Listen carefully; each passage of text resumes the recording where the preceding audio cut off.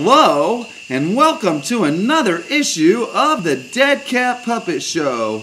Tonight, we have three special guests on the Dead Cat Puppet Show who are going to be interviewed concerning the events in Egypt. Our first guest is none other than a representative of the Cairo Bureau of Egyptian Affairs. Give a big hand there. Hello. Our next guest on the Dead Cat Puppet Show is going to be the Egyptians in the streets. And finally, on the Dead Cat Puppet Show, we are going to interview none other than Israelis on the streets. Hello there. Here at the International Desk, we are now watching 10 days of riots and bloody violent clashes in Egypt. Now, as we understand it, the military is keeping apart the Mubarak sympathizers and those that want democracy. Some believe that they are infiltrators, and others believe that there are legitimate concerns for the Mubarak regime. We understand very well that his son will not succeed him in Egypt to the throne of dictatorship.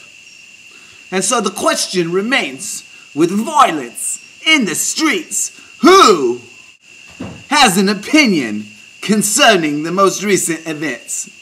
Cairo Bureau of Egyptian Affairs, we would like to talk to you first. Now, how is it over there? Is it dangerous? Well, no, Bob, it's not dangerous over here. We have our own personal security force for the wealthy enclaves of Cairo, and we are secure and have hundreds of thousands of pounds of food just waiting for an emergency such as this. We did figure that given the heat of democratic uprisings in the world, that it might be, shall we say, looking into the future a little bit to buy food and gas. We are okay here. There has been a little bit of bloodshed, but we do not see it over here in the wealthy enclaves. We have been watching you on CNN. Egypt in the streets. Let's ask you a question concerning what you think is going to happen in Egypt and how you feel international intervention is coming along and reestablishing law and order. You get out of here! You with your Barack Obama! You with your beach treaties and bad breath and farts! You get out of here! Forget you, Barack Obama! Forget you, Barack Obama! Forget you, Barack Obama! Forget you, Barack Obama! A little heated, are we? Calm down there, sir.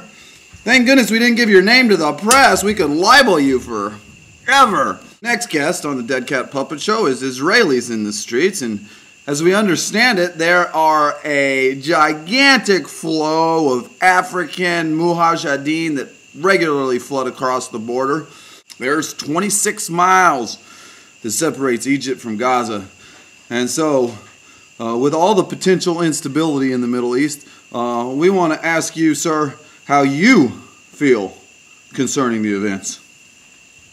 Well, let me tell you, we fought a couple of wars already with Egypt, and we're willing to fight a couple more. You know, this is just typical of regimes that have no stability, historically, no money. They're just given money by the international community, and look at what they do with it. They take it and get fat like cats. Now, don't worry about us.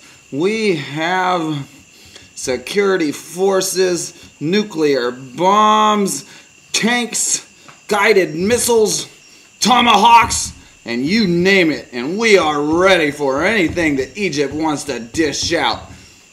You know, I have a question to ask Egypt. They say that the military is keeping peace over there. Well, if there's no government, then who's controlling the military and who's really keeping peace? I would like to ask the Muslim Brotherhood some questions, like why they keep sending all of these Muslim militants back down to Gaza. Well, thank you, sir. That was a great topic. Insecurity and weapons of war and mass destruction. Well, we can just wait and see what is going to happen. We have Bob, our foreign correspondent, and we're going to ask him just one more question. Bob, where did you pick up that bad Australian half-British accent anyway? Oh, boy, let me tell you, I watch CNN on a daily basis. And there you have it, ladies and gentlemen. News from Cairo. This is your international correspondent.